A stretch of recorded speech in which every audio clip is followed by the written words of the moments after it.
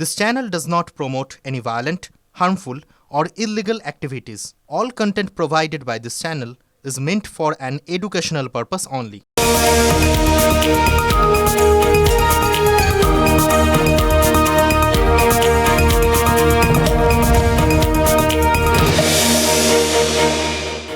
একশো 67টা সিগারেট তৈরির যে কাগজগুলো থাকে না, ছোটো ছোটো লিফ, সাদা সাদা পাতা, সেরকম 167টা পাতায় ছোট ছোট হরফে কিছু লেখা আর তারপর সেগুলোকে পাকিয়ে সিগারেটের মতো করে পাচার করে দেওয়া। জেলের ভেতরে বসে একজন বন্দি লিখতেন, ও জেলের ভেতরে তো কাগজ টাগজ দেওয়া হতো না সেই সময়, ফলে ওই বন্দিকে লেখার জন্য ওই জেলেরই একজন রক্ষী তিনি ওইভাবে কাগজ এনে দিতেন। কি কাগজ না, ওই সিগারেটের লিফ, পাতা। 167টা পাতা এইভাবে বাইরে পাচার করে দিয়েছিলেন লিখে লিখে। সেগুলো প্রথমে তিনি ওই রক্ষী নিয়ে গিয়ে একটা কৌটোর মধ্যে করে মাটিতে পুঁতে রাখতেন, কারণ সময়টা যুদ্ধের। ওই সময়ে যদি একবার ওই কাগজগুলো কারুর হাতে পড়ে তাহলে ওই রক্ষীর নিজেরও তো কোনো জীবন যাওয়ার একদম 100% সম্ভাবনা ছিল। এবং সেই পাতাগুলো যুদ্ধ শেষ যখন হলো তখন ওই বন্দির স্ত্রী ফিরে এলেন, ফিরে এসে স্বামীর লেখাগুলো জোগাড় করলেন। স্বামী ততদিনে ফাঁসি হয়ে গেছে। তারপর সেগুলোকে সাজিয়ে স্ত্রী বই আকারে প্রকাশ করেন।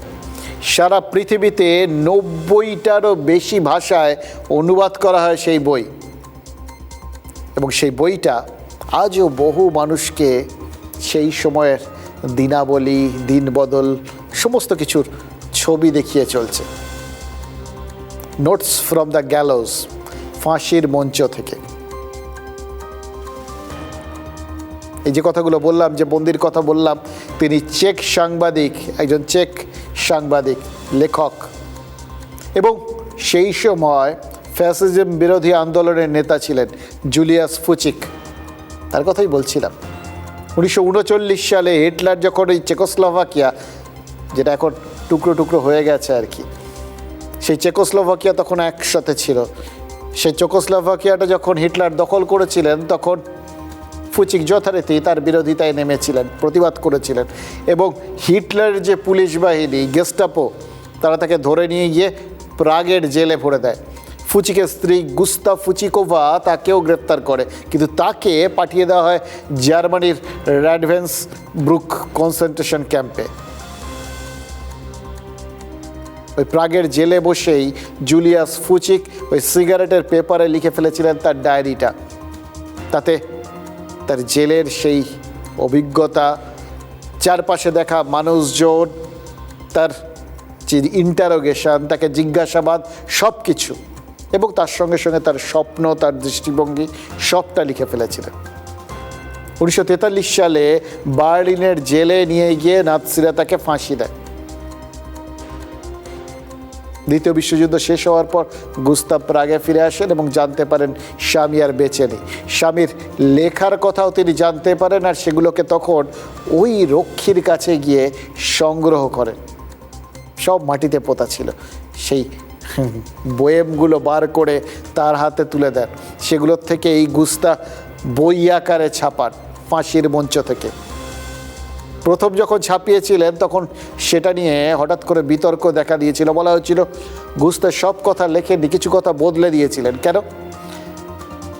কারণ সবার মনে হয়েছিল যে ফুচিক তিনি যখন ওই তার উপর অকথ্য অত্যাচার করা হতো, তার কাছ থেকে কথা বার করার জন্য তিনি হয়তো সে অত্যাচার সহ্য করতে না পেরে সব কথাবার্তা ফাঁস করে দিয়েছিলেন। সেই অধ্যায়টা হয়তো গুস্তাভ তিনি লুকিয়ে রেখেছিলেন বা বাদ দিয়ে দিয়েছিলেন এই প্রথম সংস্করণ থেকে।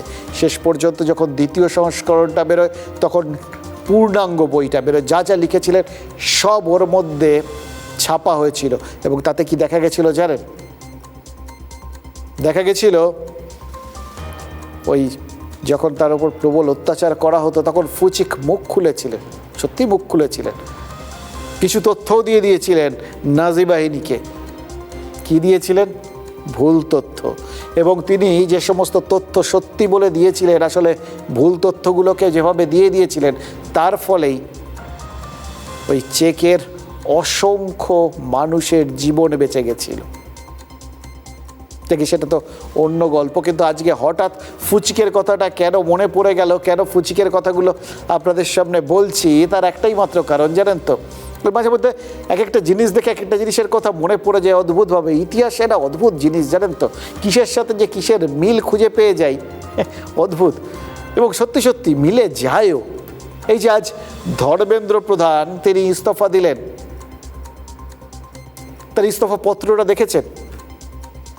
ইস্তফা পত্রটা আমিও দেখেছি, আপনিও দেখেছেন, কিন্তু আমার বিশ্বাস করুন মনে হয়েছে এটা শুধু একটা ইস্তফা পত্র নয়, এটা একটা রাজনৈতিক স্টেটমেন্ট, একটা বার্তাবহ, রাজনৈতিক বার্তাবহ একটা লেখনী।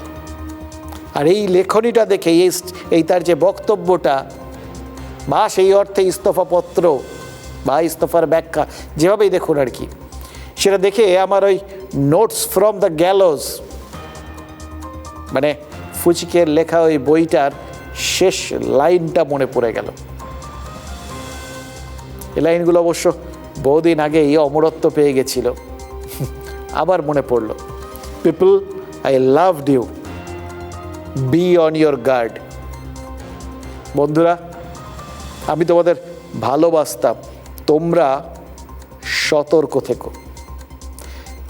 দেখুন, নিটে প্রশ্ন ফাঁসের জেরে পড়ুয়াদের আন্দোলনের চাপে আজ কেন্দ্রীয় শিক্ষামন্ত্রীর পদ থেকে ধর্মেন্দ্র প্রধান যে ইস্তফা দিয়েছেন, সেটা যে পরিস্থিতির চাপে দিয়েছেন, আজকে যে প্রধানমন্ত্রীর দপ্তর থেকে তার কাছে একটা নির্দেশিকা এসেছিল, তারপরে পদত্যাগ করেছেন, আজকেই যে একটা ডেডলাইন ছিল, নির্ধারিত সময়ের মধ্যে সরকার একটা সিদ্ধান্ত নেবে বলে কথা দিয়েছিল এই আন্দোলনকারীদের, এবং সেই নির্ধারিত সময়সীমার মধ্যেই তিনি পদত্যাগ করলেন। এবং এই যারা আন্দোলনরত ছাত্রছাত্রীরা, তাদের যে 3 দফা দাবি ছিল, তার মধ্যে একটা, এবং যেটাকে তারা নন নেগোশিয়েবল বলেছিল, অর্থাৎ যেটা নিয়ে কোনো রকম আলোচনা হবে না, যেটাকে মান্য করতেই হবে, যেটা মান্য না করা হলে, যে শর্তটা পূরণ না করা হলে তারা কোনো রকম আলোচনাতেই আগ্রহী নন, যেটা ছাত্রছাত্রীরা বলেছিলেন, তার মধ্যে তো এটাই ছিল প্রধান। পদত্যাগ করতে হবে শিক্ষামন্ত্রী ধর্মেন্দ্র প্রধানকে। তিনি সেই শর্ত পূরণ করে দিয়েছেন, নির্ধারিত সময়ের মধ্যেই তিনি তার পদত্যাগপত্র প্রধানমন্ত্রীর দপ্তরে পাঠিয়ে দিয়েছেন, এবং তারপর সোশ্যাল মিডিয়ায় একটা স্টেটমেন্ট দেন। ওই যেটার কথা বলছিলাম, ওটা দেখেই তো মনে পড়ে গেল ফুচিকের কথা। ফুচিকের শেষ লাইনটা ভাবুন, আবার ভাবুন, তোমরা সতর্ক থেকো, এই নিজেদের রক্ষা নিজেরা করো, অর্থাৎ বিপদ ওত পেতে আছে, সতর্ক করা। সেটা থেকে এটা মনে হলো কেন? কারণ ধর্মেন্দ্র প্রধান যে সোশ্যাল মিডিয়ায় বক্তব্যটা রেখেছেন, সেখানে দাবি করেছেন তিনি শুরুর থেকেই প্রশ্ন ফাঁসের দায়টা নিজের কাঁধে নিয়েছেন, কখনো এড়িয়ে যাননি। এসব কথা তিনি বলতেই পারেন, এগুলো নিয়ে কোনো রকম কাটাছেঁড়া যাওয়ার কোনো মানে হয় না, কারণ এটা যে কেউ, তিনি এরকম একটা মন্ত্রিত্ব যিনি এতদিন ধরে রেখেছিলেন, যার সময় এই প্রশ্ন ফাঁস হয়েছে, যার বিতর্কের জেরে পদত্যাগ করতে হচ্ছে, তিনি এই কথাগুলো বলবেন, এর মধ্যে কোনো নতুনত্ব নেই। তারও আত্মপক্ষ সমর্থনের যে 100% অধিকার আছে এবং সম্মানজনকভাবে সরে যাওয়ার একটা অধিকার রয়েছে, সেটারই হয়তো ছবি এই বক্তব্যের মধ্যে রয়েছে। কিন্তু বিবৃতির বাকি অংশটা, ওই দিকটা খুব গুরুত্বপূর্ণ। ওদিকে আপনাদের নজরটা একটু টেনে আনার চেষ্টা করছি, এবং সত্যি কথা বলতে গেলে ওইখান থেকেই আমার ফুচিকের কথাটা মনে হয়েছে। কি লিখেছেন জানেন? লিখেছেন, পড়ুয়াদের পথভ্রষ্ট করার চেষ্টা চলছে, দায়িত্বশীল পদে থাকা কিছু ব্যক্তি বাধা সৃষ্টি করছে আর শিক্ষার্থীদের বিভ্রান্ত করার চেষ্টা করছে। আমি সেই চক্রান্ত সফল হতে দেব না, লিখেছেন প্রধান। দেশ বিরোধী শক্তিরা যাতে পড়ুয়াদের আন্দোলনের সুযোগটা নিতে না পারে, তাই তিনি ইস্তফা দিচ্ছেন বলে জানিয়েছেন। এবার এই শব্দগুলোকে একটু খেয়াল করুন, অনেকগুলো দিক খুলে যাবে। প্রথমত, পড়ুয়ারা যাতে বিভ্রান্ত না হন, বিপথে চালিত না হন, এটা একটা দিক। তার মানে সেই সম্ভাবনা তৈরি হয়েছিল সন্তান সম এই পড়ুয়ারা যাতে ভুল পথে না যান বা কোথাও গিয়ে বিভ্রান্তির শিকার না হন। একজন অভিভাবক হিসেবে তার মরাল দায়িত্ব নিচ্ছেন, তার নৈতিক একটা দায়িত্ব পালন করছেন, এরকমই বুঝিয়ে দিতে চাইছিলেন ধর্মেন্দ্র প্রধান। দ্বিতীয়ত, দায়িত্বশীল পদে থাকা কেউ বিভ্রান্তির সৃষ্টি করছিল, বিপথে নেওয়ার সুযোগ নিচ্ছিল, চেষ্টা করছিল, পরিস্থিতির সুযোগ নিচ্ছিল। কাদের কথা বলছিলেন একটু খেয়াল করে দেখুন, রাজনৈতিক নেতা কি, এবং তার সঙ্গে সঙ্গে বৈদেশিক বহির্বিশ্বের শত্রুরা যাতে এই পরিস্থিতির, এই আন্দোলনের সুযোগ নিতে না পারে, যাতে দেশের ক্ষতি করতে না পারে, তাই জন্যে তিনি ইস্তফা দিচ্ছেন। মানে যদি আন্দোলনটা দীর্ঘায়িত হতো তাহলে এটার সঙ্গে আরও বাইরের থেকে আরও বেশ কিছু প্ররোচনা যোগ হতে পারত। এর মধ্যে বহির্বিশ্বের বহু কিছু শক্তি যারা আমাদের দেশের ভালো চায় না, তারা যোগ হতে পারত। তাহলে দেশের স্বার্থে, দশের স্বার্থে আসলে যাতে কোন দেশের নিরাপত্তা সুনিশ্চিত করতে এবং যাতে ছাত্রছাত্রীদের ভবিষ্যতে আরও ক্ষতি না হয়, সামগ্রিকভাবে তারাই তো এগিয়ে থাকবেন, তাদেরই যা ক্ষতি হওয়ার হবে, সেই জন্যেই ধর্মেন্দ্র প্রধান ইস্তফা দিয়েছেন, এটাই তো বোঝাতে চাইলেন। এবার চিন্তা করে দেখুন, ফাঁসির আগে ফুচিক দেশবাসীকে এই ফ্যাসিজমের বিপদ সম্পর্কে সতর্ক করে দিয়ে গেছিলেন, আর ধর্মেন্দ্র প্রধান পদ ছাড়ার আগে দেশবাসীকে দেশ বিরোধী চক্রান্ত সম্পর্কে সতর্ক করে দিয়ে গেলেন। মিলটা এখানে, রিডিং বিটুইন দ্য লাইন্স বলে না, ওই লাইনের ফাঁকে, মানে যেটা লেখা থাকে সেটা তো লেখা থাকে, কিন্তু লাইনের মাঝখানটা যে ফাঁকা সাদা জায়গাটা থাকে, ওটা আসলে আপনাকে আমাকে একটা সুযোগ দেয়। যা পড়লেন আসলে তার বাইরেও যদি কিছু থাকে, সেটার মধ্যে যদি কোনো লুকোনো বার্তা থাকে, সেটাকেও পড়ে ফেলুন, বোঝার চেষ্টা করুন আসলে এটার মর্মার্থ কী। ওই সাদা জায়গাটা আসলে সেই এমনিতে চোখে না দেখা যাওয়া লাইনগুলো, এটার থেকেই তো বলে রিড বিটুইন দ্য লাইন্স। তাহলে দেখুন, আমরাও যদি একটু এই মাঝের লাইনগুলো পড়ার চেষ্টা করি, যে কথাগুলো বললাম, যে শব্দগুলোর ওপর আপনাদের একটু নজর দেওয়ার কথা বললাম, সেগুলোকে যদি আরেকটু পরিষ্কার করে তুলে ধরার চেষ্টা করি, তাহলে আপনাদের মনে হবে দায়িত্বশীল পদে থাকা ব্যক্তি কি তাহলে রাহুল গান্ধী? এটাই কি বোঝাতে চেয়েছেন? তাহলে দেশ বিরোধী শক্তি বলতে কি পাকিস্তান, নানা জেহাদি গ্রুপ, ডিপ স্টেট, যা যা শোনা যাচ্ছিল, এসবের কথাই ধর্মেন্দ্র প্রধান বলতে চেয়েছেন? নিঃসন্দেহে তাই। সরাসরি বলে উঠতে পারেননি, কারণ তাহলে প্রশ্ন হয়তো উঠবে যে সরকার কি দেশ বিরোধী শক্তির সাথে এই মুহূর্তে দর কষাকষি করছে? কি অদ্ভুত পরিস্থিতি দেখুন, এদিকে গেলেও কাটবে, ওদিকে গেলেও কাটবে, শাখের করা। সুতরাং যেটা বলতে হবে অত্যন্ত কৌশলীভাবে বলে দিতে হবে, কিছু বলতে হবে আর কিছুটা বুঝে নেওয়ার জন্য ইঙ্গিত ছেড়ে দিতে হবে। সেটাই কি করলেন ধর্মেন্দ্র প্রধান। ওখানেও তো ফুচিকের পক্ষে বিস্তারিত লেখা সম্ভব ছিল না, ওই সিগারেটের ছোট ছোট পাতায় আর কতই বা লিখবেন, কী বা লিখবেন, কিন্তু যেটুকুনি লিখে দিয়ে গেছিলেন সেটার মধ্যে ইঙ্গিতটা স্পষ্ট ছিল। এবার আপনারা এটা ভাবতে পারেন যে এটার মধ্যে এটা পড়তে গিয়ে যদি কেউ কিছু ভুল বোঝার আশঙ্কা কি একদম নেই? সরকার কি পড়ুয়াদের দেশ বিরোধী বলছে? এটা তো কেউ জিজ্ঞেস করে বুঝতে পারে। আন্দোলন দমনে আন্দোলনকারীদের গায়ে দেশ বিরোধী তকমা লাগিয়ে দেওয়া হচ্ছে কিনা, এই প্রশ্নটা তো কেউ তুলে ফেলতে পারে। সেই জন্যই সরাসরি কথাটা না বলে বেঁকিয়ে বলেছেন ধর্মেন্দ্র প্রধান, যাতে এই প্রশ্নগুলো তোলার সুযোগ না থাকে। বরঞ্চ বলা ভালো, ফুচিকের থেকে তার লেখার জায়গাটা বেশি ছিল, আরও অনেকটাই বরং সহজ করে লিখে দিয়েছেন, ঠাড়ে ঠাড়ে বলেছেন, কিন্তু বুঝিয়ে দিয়েছেন, অনেকটা লাঠি না ভেঙে সাপ মারার চেষ্টা করেছেন। আবার ধরুন, এটাও তো ভাবা যেতে পারে যে সরকার এটাকে পড়ুয়াদের আন্দোলন হিসেবেই দেখছে, আর তাদের কাছে নির্দিষ্ট তথ্য ছিল যে এই আন্দোলনটাকে ইচ্ছে করে কেউ জিইয়ে রাখার চেষ্টা করতে পারে, বিপথে নিয়ে যাওয়ার চেষ্টা করতে পারে, দীর্ঘায়িত করার চেষ্টা করতে পারে, অথবা গোটা আন্দোলনটাকে হাইজ্যাক করার, দখল করে নেওয়ার চেষ্টা করতে পারে বিভিন্ন শক্তি। তার মধ্যে কোনোটা রাজনৈতিক শক্তি, কোনোটা দেশবিরোধী শক্তি। ধর্মেন্দ্র প্রধান কিন্তু সেটাই বিবৃতিতে বলেছেন। যেটাই হোক না কেন, এটা বুঝতে তো কোনো অসুবিধে নেই যে যেটা তার ওই পদত্যাগের ব্যাখ্যা হিসেবে সোশ্যাল মিডিয়া এসছে, ওটা আসলে আদ্যাপন্ত একটা রাজনৈতিক স্টেটমেন্ট, বক্তব্য। এখানে যেটা নিয়ে আন্দোলনটা হয়েছে, সেই নিট কম রয়েছে, নিট পরীক্ষাটা কম রয়েছে, রাজনীতি অনেক বেশি রয়েছে। যে কথা অনেকে এই আন্দোলন সম্পর্কেও তো বলছেন, সেখানে তো এই একই প্রশ্ন উঠে যাচ্ছে। খেয়াল করে দেখুন যে মন্ত্রীমশাইয়ের বিবৃতিতে একটা দীর্ঘমেয়াদী ন্যারেটিভ তৈরির চেষ্টার কথা বলা আছে। ফুচিকের ডায়েরির সঙ্গে মিল এখানেও, দুটোতেই একটা রাজনৈতিক বক্তব্য লিখিতভাবে মানুষের সামনে তুলে ধরার ভাবনা আছে, যা কিন্তু সব কিছুকে এই মুহূর্তে যা কিছু দেখা যাচ্ছে তার বাইরে অনেক দূর পর্যন্ত বুঝিয়ে দেওয়ার চেষ্টা আছে। এবার সেটা ঠিকঠাক বোঝা হলো কি না সেটা তো সময় বলতে পারবে। শত্রু দেশের সহযোগিতায় ভারতবর্ষের মধ্যে কিভাবে সমস্যা তৈরি করা যায়, মূল সমস্যা তো পরীক্ষা নয়। যারা আন্দোলন করছে তারা কোথায় নিট পরীক্ষা দেওয়ার কজন আছে? এবং কিছু নকশালিশ মানসিকতা দিল্লি ইউনিভার্সিটির যারা আছে তারা এসে ঝামেলা করছে, ইসলামিক শক্তি পেছনে রয়েছে।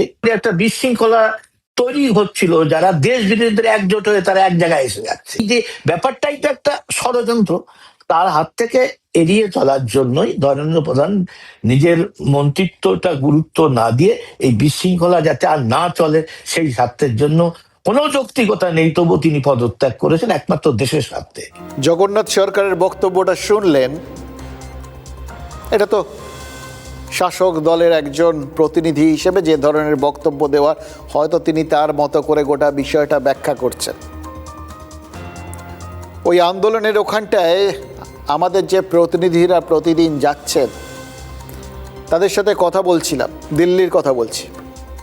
ওখানে যারা উপস্থিত হচ্ছেন প্রত্যেক দিন, তার মধ্যে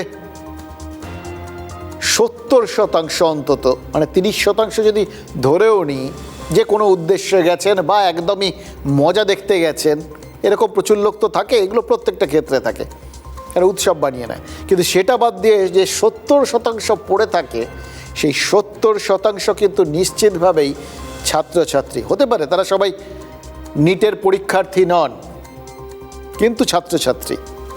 তাতে এই আন্দোলনের গুরুত্ব বিন্দুমাত্র কমে না। এবং সত্যি কথা বলতে কি, এই আন্দোলনটা যত না শুধু নিট নির্ভর হয়েছিল, আসলে তো এটা শিক্ষা ব্যবস্থার বিভিন্ন ফাঁক ফোকরকে কেন্দ্র করে। এবং আন্দোলনের মজা হচ্ছে এটা, একটা বিষয়কে কেন্দ্র করে একটা আন্দোলন যখন এগোতে থাকে, যেটা যদি কোনো নির্দিষ্ট গোষ্ঠীর আন্দোলন হয়, মানে এই ক্ষেত্রে ছাত্রছাত্রীদের আন্দোলন, তাহলে ছাত্রছাত্রীদের বিভিন্ন স্বার্থ অন্য যেগুলো তাদের প্রতি মুহূর্তে ধাক্কা দিচ্ছে, তাদের এগিয়ে যাওয়ার পথে প্রতিবন্ধকতা সৃষ্টি করছে, সেগুলো কিন্তু জুড়ে যেতে থাকে। এক্ষেত্রেও যেরকম এই আন্দোলনের সঙ্গে জড়ে যাচ্ছিল বেকারি, কর্মসংস্থানের অভাব, এই বিষয়গুলো। এই জন্যই তো গোটা আন্দোলনটা আস্তে আস্তে শক্তি সঞ্চয় করছিল। এবার মুশকিল হচ্ছে, এই ধরনের বিষয়গুলোকে কেন্দ্র করে আন্দোলন যত এগোবে, আবেগ তত বাড়বে, মরিয়া ভাবটা তত বাড়বে।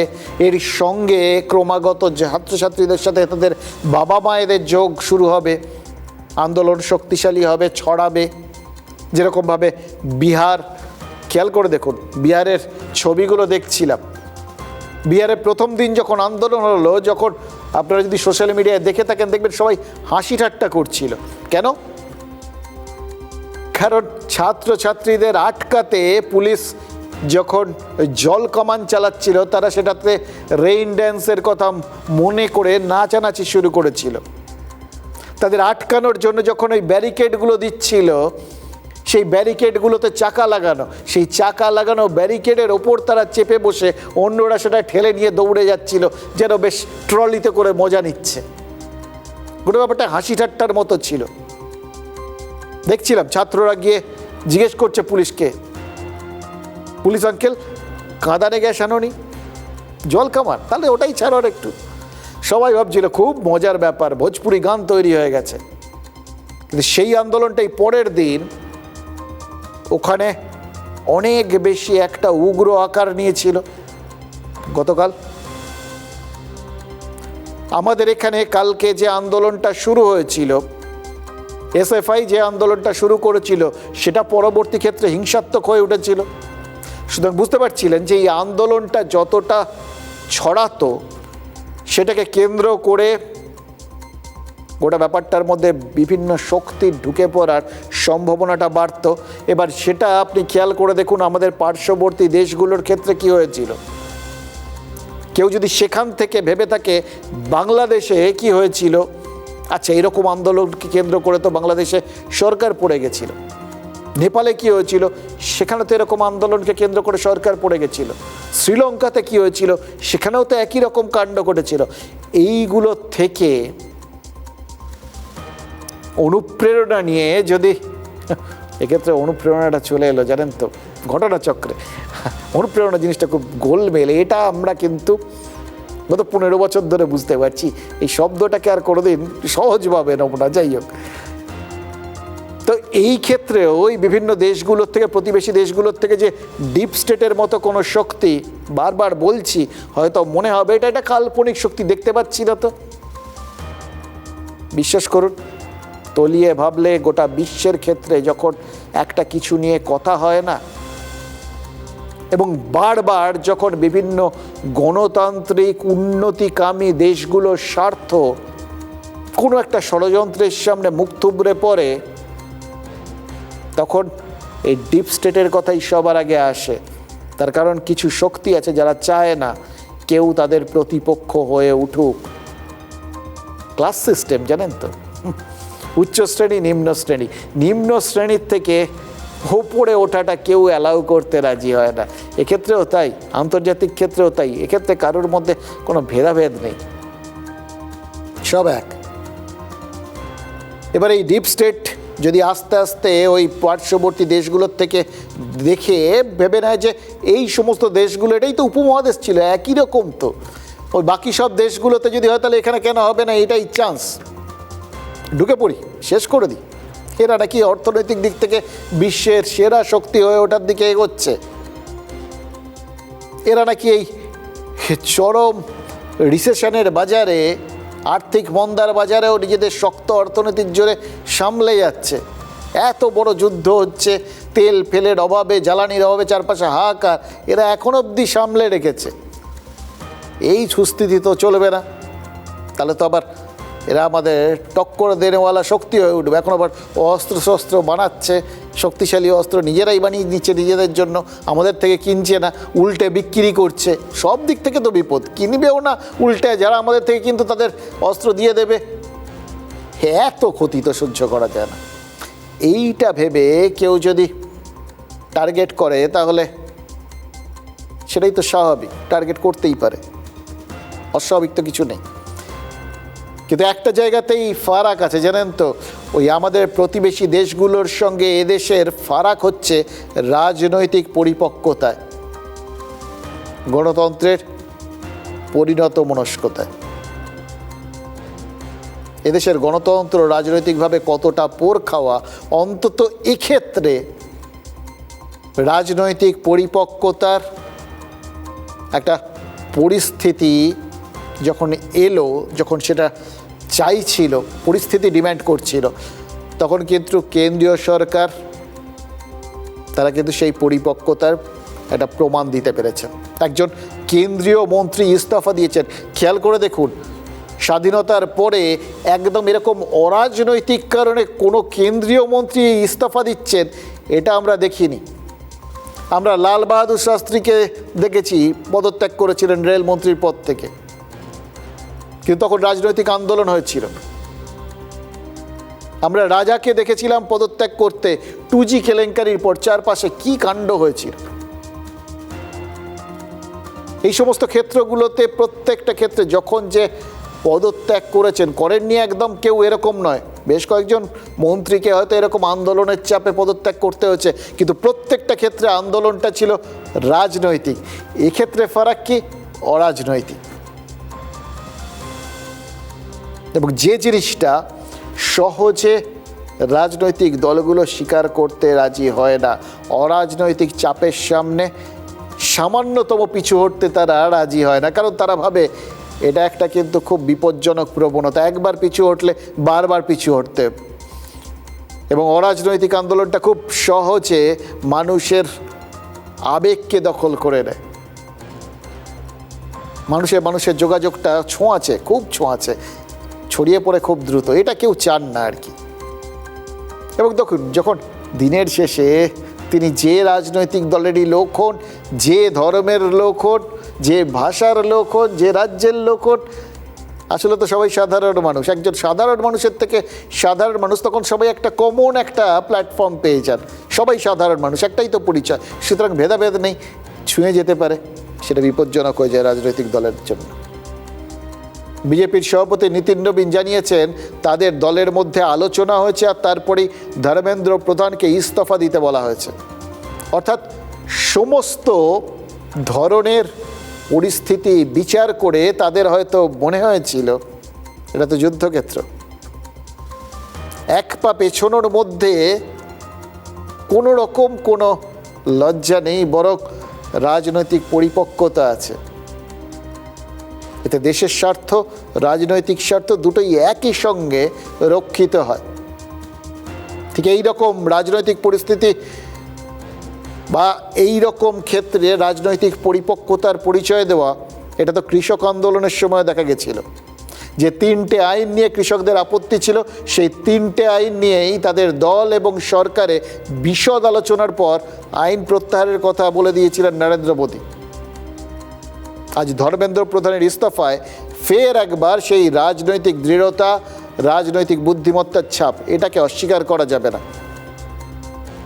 দেখুন, সবার মনে হবে, সবাই বলবে যে আমি জিতে গেলাম, ছাত্রদের মনে হবে জিতে গেলাম। এক্ষেত্রে যে ছাত্রদের মনে হবে জিতে গেলাম, তারা তো আমাদের দেশের, আমাদেরই সন্তান। তাদের জয়ের মধ্যে অভিভাবকদের বিন্দুমাত্র কোনো সমস্যা নেই, লজ্জা নেই, বরঞ্চ আস্থা অর্জনের ব্যাপারটা রয়েছে। বাড়িতে সন্তানের কথা বহু সময় মেনে নিতে হয়। সারাক্ষণ যদি সন্তানকে দুচ্ছাই করেন, একদিন আপনার কথা তো এমনিই শুনবে না, কিন্তু আপনি যদি শোনেন, তাকে গুরুত্ব দেন, তাহলে কিন্তু সে আপনার মতের শরিক হয়ে উঠবে। এটাই রাজনৈতিক পরিপক্কতা। এক্ষেত্রেও তাই হয়েছে। এবার এটাতে দেখুন, যদি কারোর খারাপ লেগে থাকে, তাহলে এক, যে স্বার্থান্বেষী বিদেশি শক্তিগুলো যারা আমাদের খারাপ চায়, তাদের খারাপ লেগেছে, তাদের ক্ষতি। আর যারা যে জায়গার থেকে এই অরাজনৈতিক আন্দোলনটার থেকে ফয়দা লোটার, রাজনৈতিক ফয়দা লোটার চেষ্টা করছিল, তাদের খারাপ লাগবে, কারণ ফসকে গেল। তাহলে জয় যে ভাবুক, তাতে রাজনৈতিক কোনো ক্ষতি নেই, কিন্তু যারা রাজনৈতিক জয় পেলে ক্ষতি হতো, তারা তো রাজনৈতিকভাবে হারলো। এটাই তো মানতে হবে আপনাকে। এর বাইরে এই ধর্মেন্দ্র প্রধানের ইস্তফার দুটো গুরুত্ব রয়েছে। গুরুত্ব নম্বর 1, এই পদত্যাগের পলিটিক্যাল বা রাজনৈতিক ইমপ্লিকেশন, মানে প্রভাব। আর গুরুত্ব নম্বর 2, পদত্যাগের প্র্যাকটিক্যাল বা বাস্তবোচিত প্রভাব। এই দুটোকেই তার মানে দুটো দিকই দেখা যাচ্ছে। এবার এই জায়গাটার থেকেই এই যে তার এই সিদ্ধান্তটা একটা কিন্তু লিখিত দলিল হয়ে রইল। এটা মানুষের কাছে রেকর্ড করে দেওয়ার মতো, যেরকম করে ওই বিভিন্ন বক্তব্য সংসদে বা বিধানসভায় সেগুলো রেকর্ড করিয়ে দেন জনপ্রতিনিধিরা, ঠিক একইভাবে জনতার দরবারে, জনতার আদালতে বা জনতার সংসদে নিজের বক্তব্যটা কিন্তু রেকর্ড করিয়ে দিলেন ধর্মেন্দ্র প্রধান।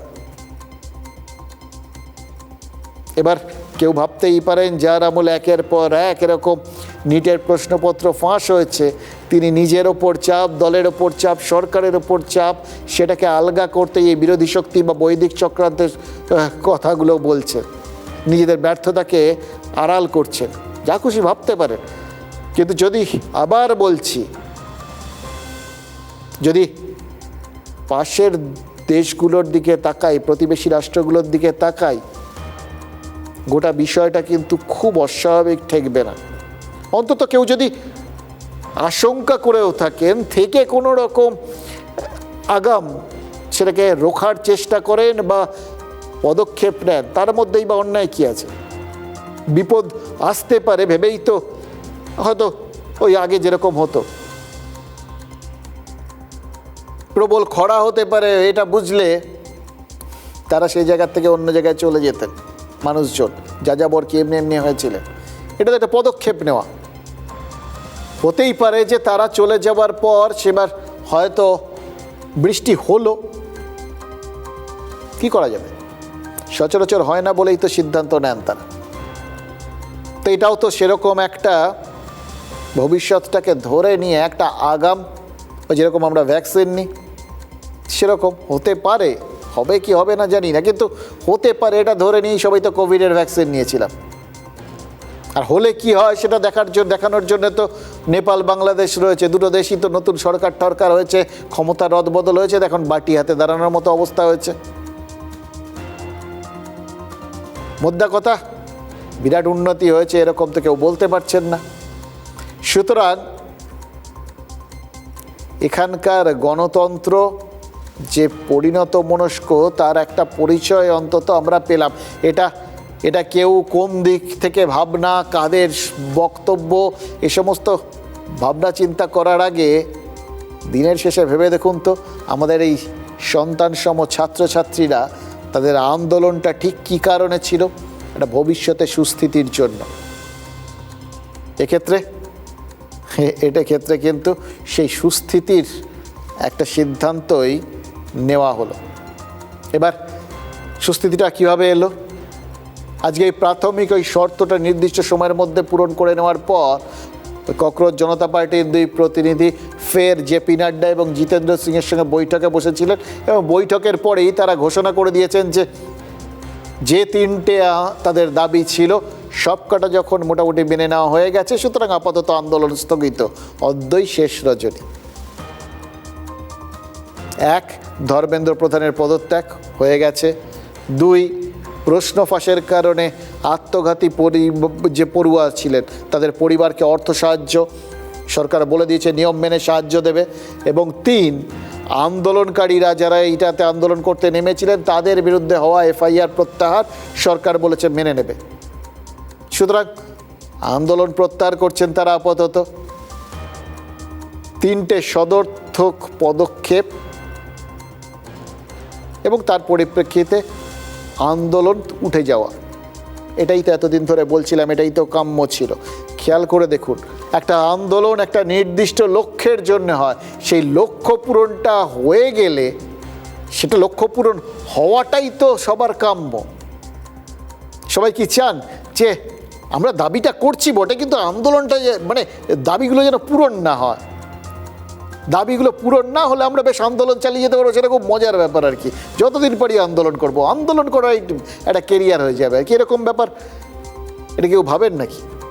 সবাই তো চান আন্দোলনটা করছি আসলে সুনির্দিষ্ট লক্ষ্যে, দাবি পূরণ হবে, আমরা যেটা চাইছিলাম সেটা পাবো, আমরা আন্দোলন থেকে চলে গিয়ে সেই কাজগুলোই আবার করব, যে কাজগুলোর জন্যই আন্দোলনটা করা। এরপরেও যদি আন্দোলনটা চালিয়ে যেতেন, এই আন্দোলনটাকে আপাতত প্রত্যাহার না করে, তাহলে সেটা যে রাজনীতি হতো সেটা আন্দোলনকারীরা বুঝতে পেরেছেন। এবার তারা যে প্রত্যাহার করে নিলেন, এটার থেকে খুব পরিষ্কার এই আন্দোলনকারীরা, আন্দোলনকারীরা, এই ছাত্রছাত্রীরা, তারা রাজনীতি করতে চাননি। ফলে একটা অরাজনৈতিক আন্দোলন, যেটার একটা রাজনৈতিক পরিণতি হতে পারত, সেটা শেষ পর্যন্ত অরাজনৈতিক সিদ্ধান্তেই প্রত্যাহার হলো। सारे एफआईआर्स जो सारे प्रोटेस्टर्स के खिलाफ फाइल किए गए हैं अभी तक, सिर्फ दिल्ली में नहीं लेकिन सारे बीजेपी रूल्ड और बीजेपी एलाइड स्टेट्स में, वो एफआईआर्स विड्रॉ हो जाए, ये भी हमारी सेकंड मांग थी। सरकार ने वो मांग को भी मान लिया है। इन्होंने जो डिमांड्स रखी थी उन सबको सरकार ने सहानुभूतिपूर्वक माना भी है और एक्सेप्ट भी किया है। मेरा निवेदन है कि आप सबसे कि हमारे जो आंदोलन करने वाले हैं वो अपने एजिटेशन को विड्रॉ करें और पीसफुली हम सब लोग आगे बढ़े। तमाम मांगे जो हमारी थी वो मान ली गई हैं, तो हम इमीडिएट इफेक्ट से प्रोटेस्टर्स से रिक्वेस्ट करते हैं कि आप विड्रॉ करें, पीसफुली अपने घर वापस जाएं। जो कदम सरकार ने और धर्मेंद्र प्रधान जी ने लिया उसका स्वागत करता हूं, सम्मान करता हूं और सभी देशवासियों को बधाई देता हूं कि ये एक लोकतंत्र की जीत है। मैं उम्मीद करता हूं सरकार से कि इस बदलाव के साथ ही बहुत से और बदलाव भी लाएंगे शासन चलाने के तरीकों में भी। দেখুন এইভাবে পুরো জয়টা পেয়ে যাওয়ায় আন্দোলনকারীরা কিন্তু ভাবতেই পারেন যে কীরকম দিলাম বলুন তো। একদম 100% স্ট্রাইক রেট।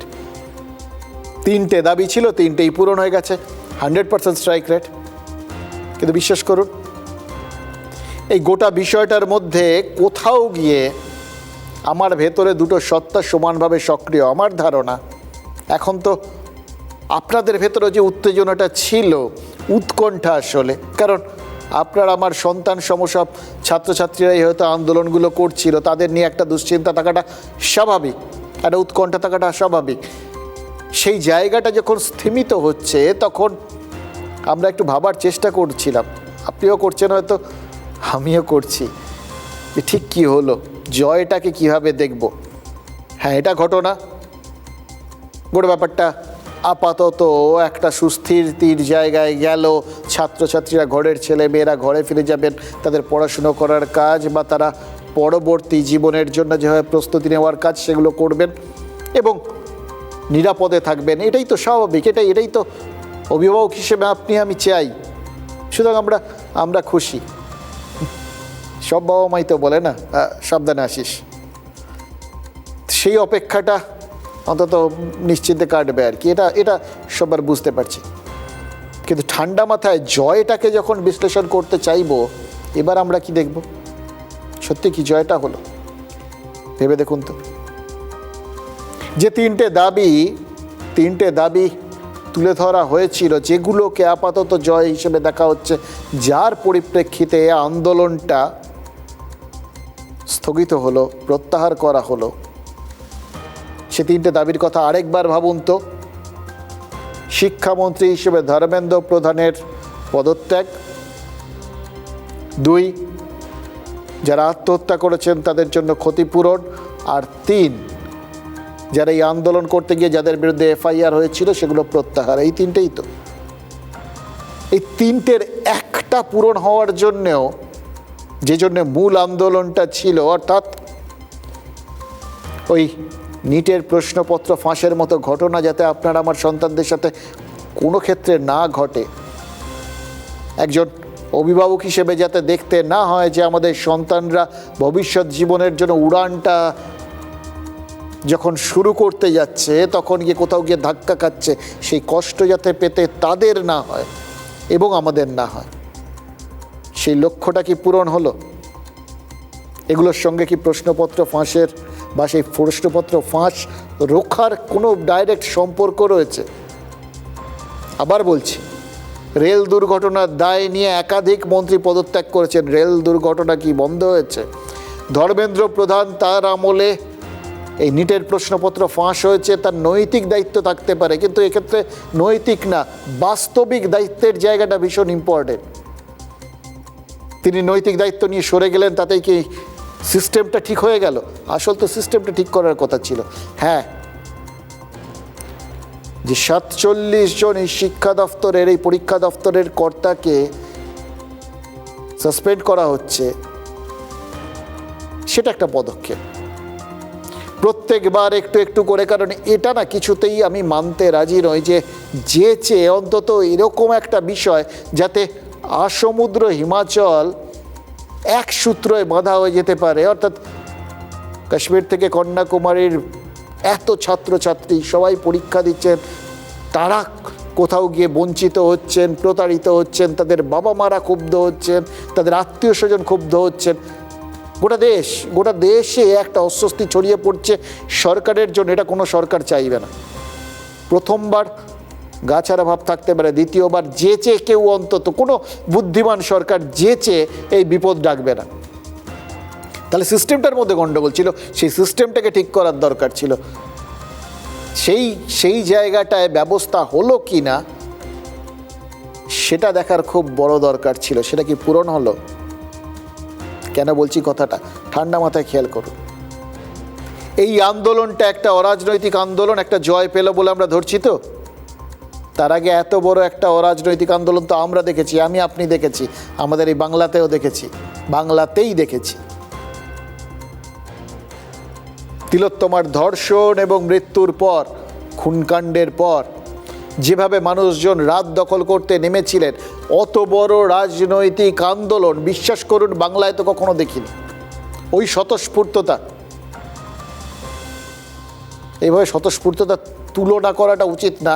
দিল্লি আর এখানে দুটোর ভাবনা আলাদা, চিন্তা আলাদা, কিন্তু দিনের শেষে একটা জায়গায় তো কমন ছিল। ওখানে ছেলেমেয়েরা তাদের ভবিষ্যৎ সম্পর্কে সন্দিহান ছিল, উৎকণ্ঠায় ভুগছিল, তাদের পরিবারও উৎকণ্ঠায় ভুগেছে, শরিক হয়েছে মানসিকভাবে গোটা দেশ। আর এক্ষেত্রেও একটি মেয়ে, আপনার আমার বাড়ির একটি মেয়ে, সে নিজের কর্মক্ষেত্রে মানুষের সেবা করতে গিয়ে হয়েছিল, খুন হয়েছিল। আর অভিভাবক হিসেবে গোটা দেশের মানুষ তারা নিজেদের সন্তানের ভবিষ্যৎ বা নিরাপত্তা সম্পর্কে সন্দিহান হয়ে পড়েছিলেন। এক সুতোই কিন্তু গোটা দুটো ব্যাপারটা বাঁধা। এবং সেক্ষেত্রে এই তিলোত্তমা আন্দোলন থেকে যদি এই আন্দোলনটা অনুপ্রেরণা নিয়ে থাকে, তাহলে তার মধ্যে ভুল যেরকম নেই, লজ্জা যেরকম নেই, তেমনি সেটা অস্বীকার করারও কোনো কারণ নেই। নিশ্চিতভাবে এই দুটোর যোগাযোগ আছে। একটা অন্যটাকে পথ দেখিয়েছে, ঠিক এখানেই চিন্তার জায়গাটা।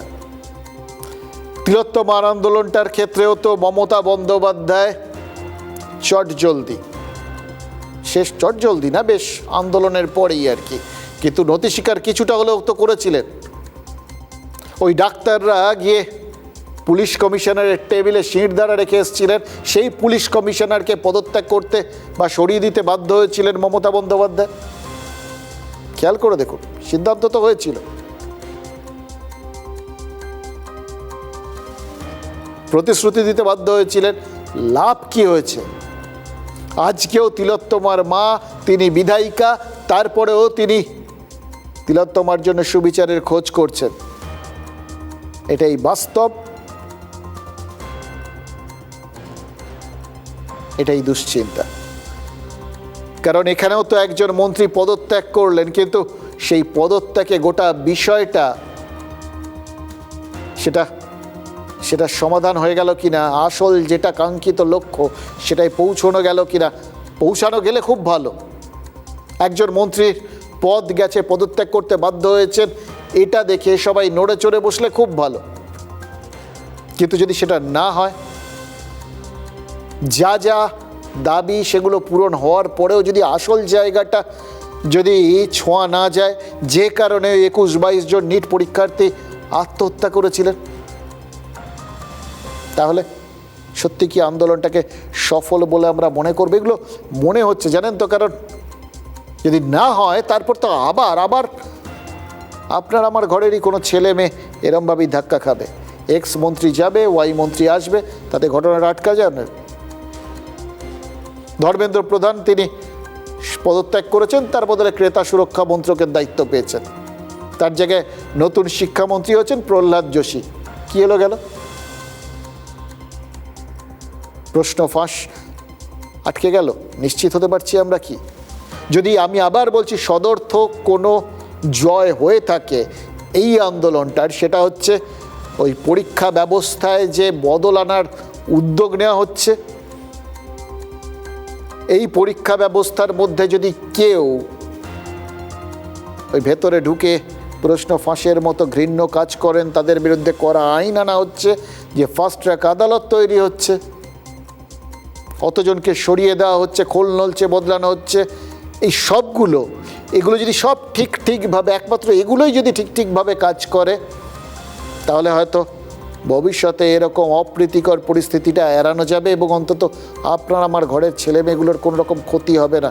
এটাই তাদের যোগ্যতার তারা সঠিক মূল্যায়ন দেখবে, এটাই সেক্ষেত্রে অন্তত একমাত্র জয়। এটা কিন্তু মনে রাখাটা খুব জরুরি। ভালো মন্দ যাই আসুক, সত্য এলাও সহজে, কিন্তু সার সত্যটা কি ভালোভাবে নিতে পারে রাজনীতি? আসলে রাজনীতি যে কোনো মানে অরাজনৈতিক আন্দোলনকে ভালোভাবে নিতে পারে না, সেটা তিলোত্তম আন্দোলনের সময় দেখেছিলাম, আর এক্ষেত্রেও দেখলাম।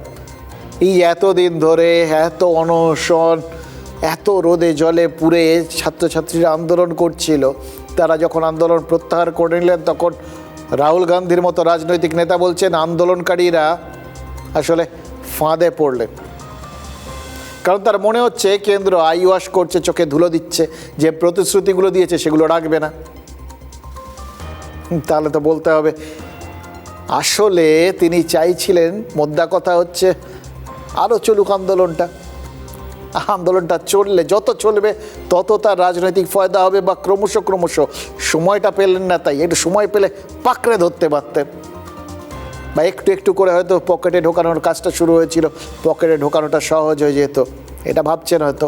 মানে রাজনীতি গিলে ফেলতে পারতো, সোজা বাংলা হচ্ছে এটা।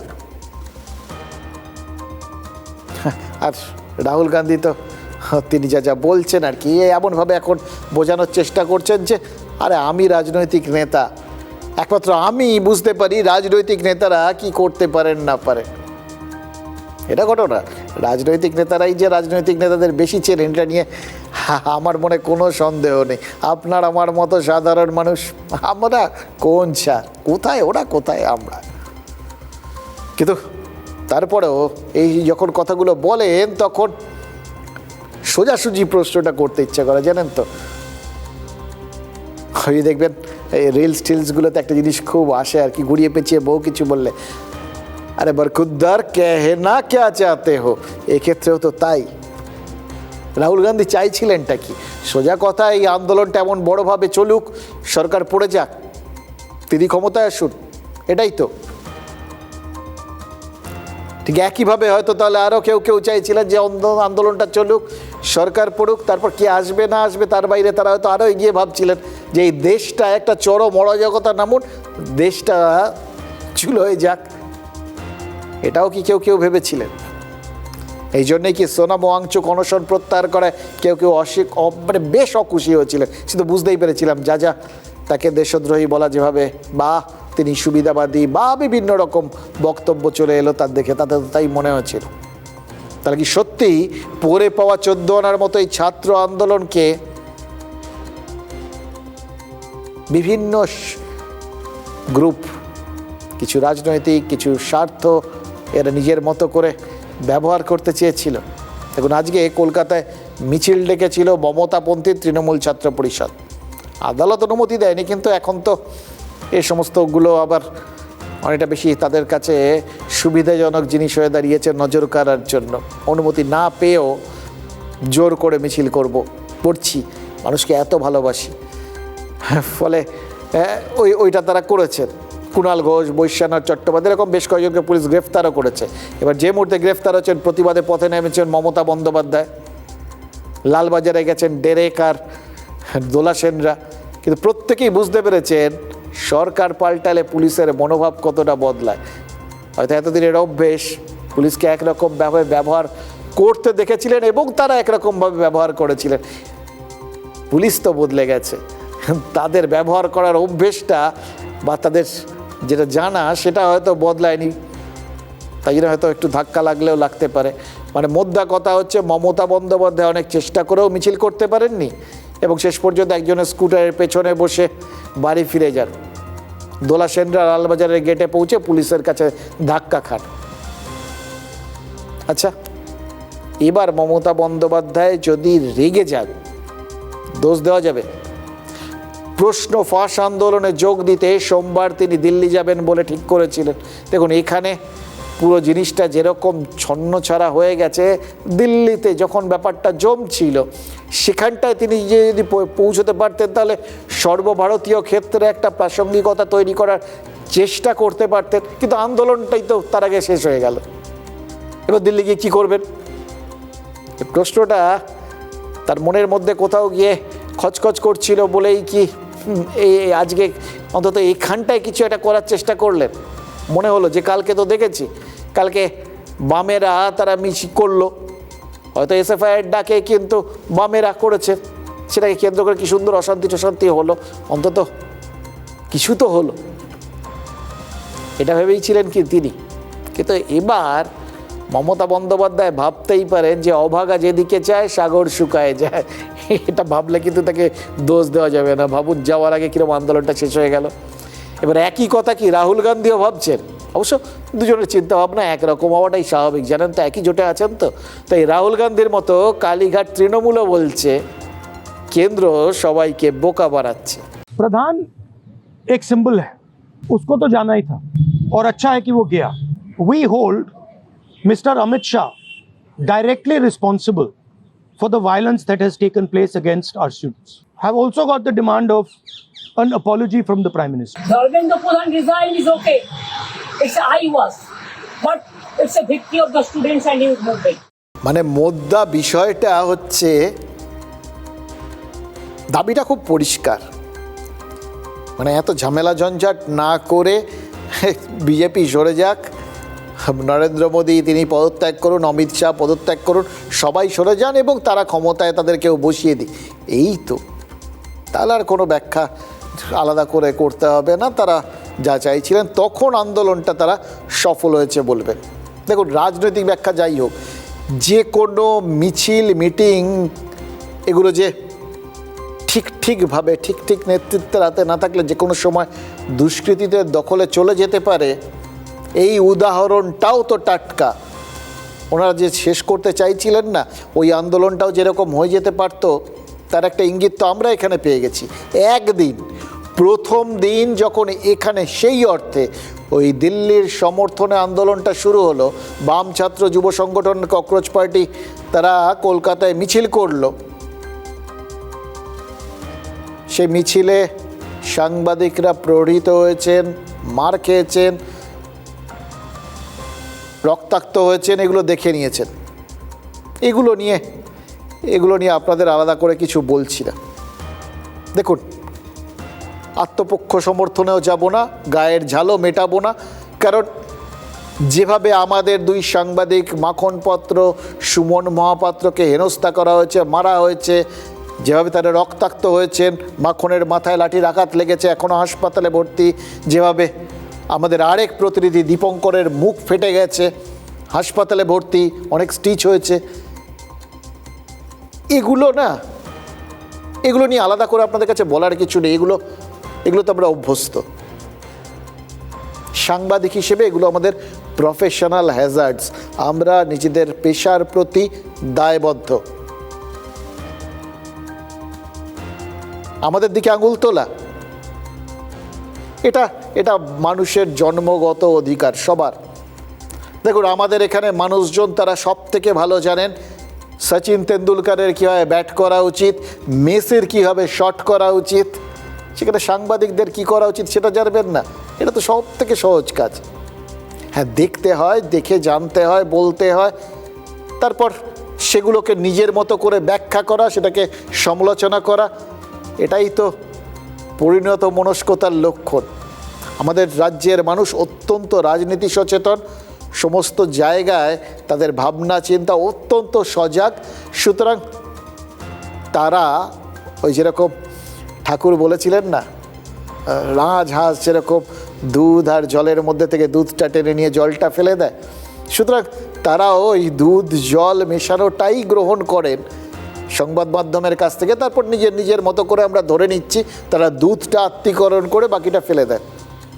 এগুলো নিয়ে আমাদের কিছু বলার নেই। পছন্দ হোক বা অপছন্দ হোক, আমাদের সাংবাদিকরা রক্তাক্ত হয়েও পরের দিন আবার যাবেন এই কাজগুলো করতে, ওই মিটিং মিছিলগুলো কভার করতে। এই লোকগুলোর হাতেই হয়তো আবার মার খাবেন। এটা তো নতুন কিছু নয়, বললাম ATV9 বাংলার 5-6 বছর বয়স হলো। এই কয়েক বছরে আমাদের অন্তত 15-20 জন সাংবাদিক, আমাদের চিত্রগ্রাহকেরা বিভিন্ন ক্ষেত্রে মার খেয়েছেন, রক্তাক্ত হয়েছেন, হেনস্থার শিকার হয়েছেন, সব হয়েছে। এগুলো নিয়ে ভাবি না আমরা। পরের দিন আবার খবর সংগ্রহে নেমেছেন, ভবিষ্যতে আবার যাবেন। এই বিভিন্ন সংবাদ মাধ্যমের যতজন কর্মী আহত হয়েছেন তারা প্রত্যেকে যাবে, এটা জানি। এটাকে পেশাগত দায়বদ্ধতা বলুন, পেটের টান বলুন, যে যেভাবে দেখুন, সবকটাই বাস্তব এবং সবকটার জন্যেই আমরা যাব। কিন্তু যে জিনিসগুলো বলার সেগুলো বলবো। আসলে এই কালকে গোটা বিষয়টার মধ্যে একটা বিপজ্জনক প্রবণতা টের পেয়েছি, যেটা আপনাদের সামনে তুলে ধরা দরকার। তার কারণ দিনের শেষে আপনি, আমি, আমাদের পরিবার, আমাদের সন্তানরা, এরা সবাই যদি পরিস্থিতি যদি অস্থির হয়, তার মধ্যে গিয়ে পড়েন, তাহলে ক্ষতি তো আখেরে আমাদের, আমরা বোঝাবো। এবার কি চোখে পড়েছে সেটা বলি, একমত হবেন কি হবেন না সেটা ঠান্ডা মাথায় ভাববেন। দেখুন, এটা অত্যন্ত বিপজ্জনক প্রবণতা কালকে নজরে এসছে। আমরা আমাদের প্রতিনিধিদের কাছ থেকে শুনছিলাম, এসএফআইয়ের মিছিলটা প্রথম থেকে কিন্তু শান্তিপূর্ণ ছিল। পুলিশের আচরণও প্রথম থেকে অত্যন্ত সংযত ছিল, কোথাও কোনো গণ্ডগোল ছিল না। যখন এসএফআইয়ের মিছিল 3টে ম্যাটাডোর নিয়ে রানী রাসমণি রোডের দিকে যাচ্ছে, ঠিক সেই সময় একটা গ্রুপ তারা উল্টো দিক থেকে এসে মিছিলে যোগ দেয়। যখন তারা রানী রাসমণি রোডে মূল মিছিলটা ঢুকে যাচ্ছে, ঠিক সেই সময় হঠাৎ করে ইট বৃষ্টি শুরু হয়, জলের বোতল ছোড়া শুরু হয়, যাবতীয় গণ্ডগোলের সেটা সূত্রপাত। আর আরেক দল টুকরো টুকরো বিভিন্ন গ্রুপে তারা কিন্তু ওই মিছিলেরই যে পুরো জায়গাটা জুড়ে যে জনসমাগমটা হয়েছিল, তার মধ্যে একটা পকেট তৈরি করে সেখানে সুনির্দিষ্টভাবে তারা উত্তেজনা ছড়ানোর চেষ্টা করছিল। সেটা শুধু যে এই আমাদের সংবাদ মাধ্যমের কর্মীদের আহত করা বা তাদের বুলি করা, তাদের গালাগাল দেওয়া, তাদের হেনস্থা করা, সেটা শুধু নয়। কি কি হয়েছে কালকে আপনারা ভাবতে পারবেন না। কীভাবে মহিলা সাংবাদিকদের সাথে অসভ্য অশালীন ব্যবহার করা হয়েছে ভাবতে পারবেন না। কিন্তু তার বাইরেও ওখানে এসএফআই এর ডাকে যে মিছিল ছিল, সেই এসএফআই এর স্বেচ্ছাসেবক এবং বিভিন্ন স্তরের নেতারা যে মার খেয়েছেন, হেনস্থা হয়েছেন, সেটাও তো বাস্তব। এসএফআই তারা যে তাদের তরফ থেকে এই সাংবাদিক নিগ্রহের নিন্দা করে যে বিবৃতি দেওয়া হয়েছে, তাতেও কিন্তু পরিষ্কার করে তাদের স্বেচ্ছাসেবকদের এইভাবে আক্রান্ত হওয়ার কথা লিখেছে। এইটা হচ্ছে বিপজ্জনক প্রবণতা। দুটো দিক, খুব ঠান্ডা মাথায় বলছি, এটাই বাস্তব। যদি নেতৃত্বের মধ্যে দুর্বলতা থাকে, তাহলে কিন্তু আন্দোলনের রাশ যে কোনো সময় কোনো স্বার্থান্বেষী গোষ্ঠী হাতে তুলে নিতে পারে। কালকে সেটা ঘটেছিল। নির্দিষ্ট গোষ্ঠী এই অশান্তি ঘটানোর লক্ষ্যেই গিয়েছিল, এটা পরিষ্কার, এবং তারা অশান্তি ঘটিয়েছে। এসএফআই রাজ্য নেতৃত্ব যার জন্য স্বীকার করেছেন, তাদের হাত থেকে রাশ বেরিয়ে গেছিল। তারা বারবার চেষ্টা করেছেন, কিন্তু সংবাদ মাধ্যমের হেনস্থাটা আটকাতে পারেননি। দ্বিতীয়ত, এটা আরও গুরুত্বপূর্ণ, এক্ষেত্রে সংবাদ মাধ্যমকে কেন্দ্র করে বলছি, সবার জন্য খাটে কথাটা। ধরা যাক সংবাদ মাধ্যমের কর্মীরা সবাই, আমরা সব মিডিয়া, আমরা যে কথাগুলো তুলে ধরছি সেগুলো অনেকের অপছন্দ হচ্ছে। ধরা যাক কালকে মিছিলে যারা ছিলেন, তারা যা শুনতে চান বা আমাদের কাছ থেকে তারা আশা করেন, হয়তো আমরা তার উল্টো কথা বলেছি, হতে পারে। ফলে তারা যাবতীয় সংবাদ মাধ্যমকে বিরোধী ভেবে নিয়েছেন, তাতেও কোনো আপত্তি নেই। কিন্তু কাউকে বিরোধী মনে হচ্ছে, সে আমার মতের সঙ্গে সহমত পোষণ করছে না, এটা দেখলেই তাকে আক্রমণ করা যায় কি? এবং আক্রমণটা শারীরিক আক্রমণ। এই প্রবণতা যদি বিপজ্জনক না হয়, তাহলে আর কোন প্রবণতা বিপজ্জনক হবে বলুন তো? আজকে যারা সংবাদ মাধ্যম আক্রান্ত হচ্ছে দেখে হাসছেন, সোশ্যাল মিডিয়ায় বহু লোক বহু ঠিক কীভাবে আমাদের সাংবাদিকতাটা করা উচিত সেটা বলছেন, ঠিক করছেন। আমরা প্রত্যেকের বক্তব্য অত্যন্ত গুরুত্ব দিয়ে শুনছি, বোঝার চেষ্টা করছি। শেখার তো কোনো শেষ নেই, শিখবো হয়তো, কিন্তু তাদের একটু ভাবতে হবে, এটা ওই ঘুটে পড়ে গোবর হাঁসের মতো ব্যাপার হয়ে যাচ্ছে না তো? আজকে যে জিনিসটা করছেন সেই জিনিসটা ফিরে আসবে না তো তাদের প্রতি? কেন বলছি, যদি এই প্রবণতাটার মাথায় রাখেন তাহলে বুঝবেন যারা যে কথাগুলো বলছেন তাদের বিরুদ্ধ মত যে কোনো সময় যে কোনো লোকের মধ্যে থাকতে পারে, কারণ বিরুদ্ধ মত থাকাটাই তো সুস্থ গণতন্ত্রের লক্ষণ। যে রক্ত সংবাদ মাধ্যমের কর্মীদের শরীরে আছে, সেই রক্ত তো বাকি সবার শরীরেই আছে, রক্ত তো একই। এবার একটা মতামত, তার বিরুদ্ধ মতও সেই একইভাবে থাকবে, কিন্তু মতকে তো পাল্টা মত দিয়ে কাটতে হয়। তার বদলে শরীর কেটে রক্ত বার করাটা, এটা কোন ধরনের নিরপেক্ষতা? যারা নিরপেক্ষতার প্রশ্ন তুলছেন তারা নিজেদের কি তাহলে নিরপেক্ষ বলতে পারবেন? আবার বলছি, সেই গল্পটা মনে পড়ে যাচ্ছে। একটা লোক জলে ডুবে যাচ্ছিল, পাশ দিয়ে যেতে যেতে একটা লোক দেখলো যে একটা লোক জলে ডুবে যাচ্ছে। যে লোকটা ডুবে যাচ্ছিল সে বলল, আমাকে বাঁচাও, ডুবে যাচ্ছি আমি।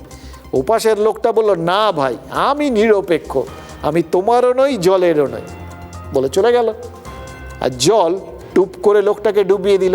অর্থাৎ যে নিরপেক্ষ সে আসলে তৃতীয় কোনো পক্ষ, সে পরোক্ষে জলকে সাহায্য করলো ওই লোকটাকে ডুবিয়ে দিতে। এই নিরপেক্ষতা বলে কোনো কিছু হয় না, অ্যাবসলিউট বলে পৃথিবীতে কিচ্ছু হয় না। আর আমাদের নেতাদেরই দেখুন না, যে নেতাদের কথায় যারা এই কাণ্ডগুলো করছেন, যাদের সামনে রেখে করছেন, তারা আজকে এখানে কালকে ওখানে। তাহলে মত একরকম হবে, এটা ভাবার কি কারণ আছে? কিন্তু যদি এটাই প্রবণতা হয়, তাকে শারীরিকভাবে আক্রমণ করতে হবে, তাহলে সমাজটা কি আর সমাজ থাকবে? গতকাল হাসপাতালে আহত সাংবাদিকদের দেখতে গেছিলেন মুখ্যমন্ত্রী, কালকেও বলেছিলেন, আজকেও বিধানসভায় দাঁড়িয়ে বলেছেন যারা হামলায় জড়িত তাদের চিহ্নিত করে গুন্ডা দমন আইনে বিচার করা হবে। পুলিশ ইতিমধ্যেই 70 জনকে চিহ্নিত করেছে, আটক করা হয়েছে 9 জনকে। এগুলো নিয়েও আমরা আহ্লাদিত হচ্ছি না। আইন আইনের কাজ করবে, আমাদের চিন্তা অন্য জায়গাটায়। রাজনীতি যদি চোখের বদলে চোখ নিতে যায়, তাহলে তো দিনের শেষে আমরা নিজেদের মানুষ বলে ভাবতে পারবো না। ফলে আবার বলছি, যারা সংবাদ মাধ্যমকে সফট টার্গেট ভাবছেন আর সংবাদ মাধ্যমকে আক্রান্ত হতে দেখে মজা পাচ্ছেন, তাদের জন্য আমাদের একটাই জিনিস বলার আছে, ভালো থাকবেন। ভালো থাকলেই ভালো, সবার ভালো। 6 জন সাংবাদিক বন্ধু যারা গুরুতর জখম হয়েছেন, রক্তপাত হয়েছে, দীপঙ্কর দাশগুপ্ত, মাখন পাত্র, সুমন মহাপাত্র, রিক পুরকায়স্থ, শিলাদিত্য কর, কৃষ্ণেন্দু মজুমদার।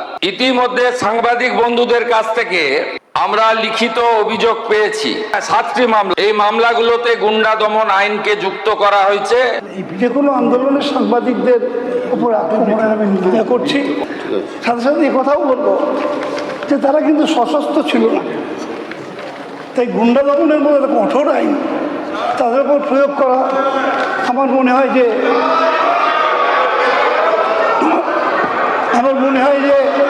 এটা ভেবে দেখা উচিত। 70 জনকে চিহ্নিত করা হয়েছে, যাদের একজনও ছাত্র নয়, সেলফ ডিক্লেয়ার ককরোচ পার্টির মেম্বার নয়, নিট সংক্রান্ত আন্দোলনকারীদের অংশ নয়।